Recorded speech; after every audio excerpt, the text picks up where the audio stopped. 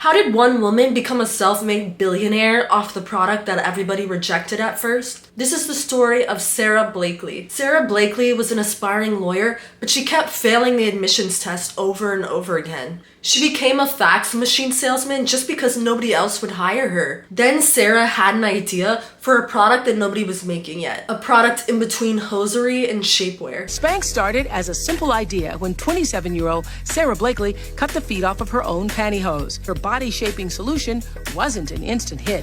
Hi, I'm Lexi King, and this is the 4th video in my famous entrepreneur series. When she started out with her invention, she had no direction. She had no idea how to develop a product, and she had no idea to run a business.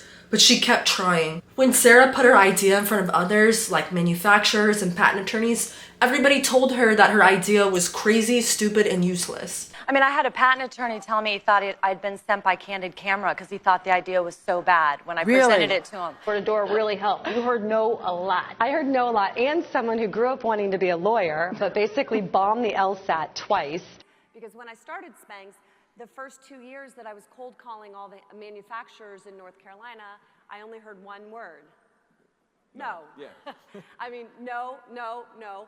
She drove out to North Carolina, where most of the factories for hosiery manufacturing were. She kept pitching her idea over and over again, and they kept rejecting. Okay, I was trying for a year to get this idea made, cold calling all the hosiery mills, talking to men. Nobody thought it was a good idea. I mean, all the men that I was cold calling said this isn't a good idea, I don't get it. But when she kept visiting these hosiery manufacturers, she realized that it was all done by men who didn't even use the products. And because these male manufacturers didn't use the products, they also wouldn't understand the problem that women who use these products were trying to solve with it. And therefore, they didn't understand the potential demand that Sara's product could have. In fact, one man running a plant even told her, quote, "Women will never buy this." Sara was rejected dozens and dozens of times.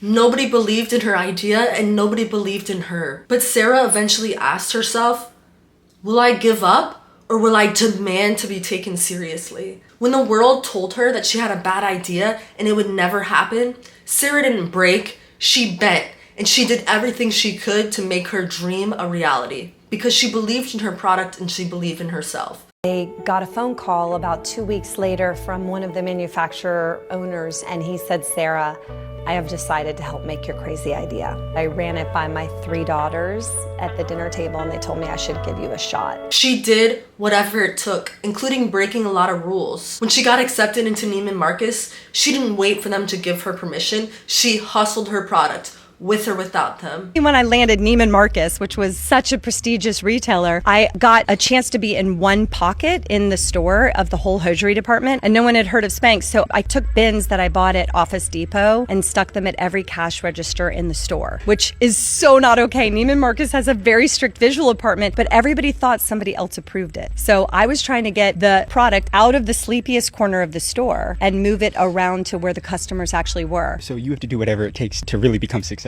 Absolutely. You do whatever it takes. And I always say, ask for forgiveness, not permission. I love that. Everybody started buying it like crazy. And by the time they figured out no one had approved that I could do that, the CEO of Neiman said, whatever this girl is doing, let her keep doing it. Every store that I hit became an advocate for me and my brand. They were rooting for me. And I had spent that whole day there getting to know them and selling them on why this was such a great product. But I wouldn't leave a store without talking to every employee, including the ladies that did gift wrap. I would run back to gift wrap and be like, "Hi, I'm Sara. Here's my pitch. I know you're going to love it." You know, I mean, it's just like I didn't want to leave one stone unturned. Sara trusted her instincts. She believed that women would have a demand for her product because she invented the product by solving a problem that she faced herself. She would stop at nothing to make her idea work. She would come up with new, creative ways to pitch her product, and she was relentless in selling it. She would pay friends to go into the store and ask for her product to show that there was demand for it. Going to California, and because the flights are really expensive, I land in San Diego, and 21 days later, I leave out of San Francisco, and I'm hitting every store between San Diego and San Francisco. That's extraordinary. And I had MapQuest at the time, and I was like freaking out. I didn't know where I was half the time, and I did every single day, including Sundays, for 21 days. And throughout her journey, Sara maintained an almost irrational level of optimism. While everybody told her no, she told herself yes, and she never let it crush her. I think I always say what you don't know can become your greatest asset if you will let it, if you have the confidence to say, you know, I'm going to do it anyway, even though I haven't been taught or, you know, somebody hasn't shown me the way. Through Sara's creative sales techniques and relentless drive, she started achieving massive success, and her products were taking off. Her products were recognized by Oprah, and she was put on a list of Oprah's, quote, favorite things. Spanx now we have over 100 products. I've done, I have to pinch myself, but we've done over $100 million in retail sales. Oh my goodness. And listen, Oprah, with 5 million? 5,000 out of my apartment. I know. That is amazing. Which led to a massive increase in sales. And it just has taken off. I believed in it. In 2012, she was named the youngest self-made female billionaire by Forbes. I sold my company for $1.2 billion. 1.2 billion? Yes. And are you a billionaire? That makes me a billionaire, yes. And you bet on yourself. And I bet on myself. And she was also ranked by Forbes as the 93rd most powerful woman in the world. She became famous for being a successful entrepreneur and even guest starred on Shark Tank. But Sara isn't just a success. She's a true class act that puts her money where her mouth is. She's donated millions of dollars to girls and women in pursuit of schooling and entrepreneurial ventures. Sara used what she's got to get where she's going. She's charismatic, charming, and knows how to work the crowd in pursuit of a sale. In interviews, she's very flirty and seemingly very playful and unserious, while at the same time being sharp and articulate.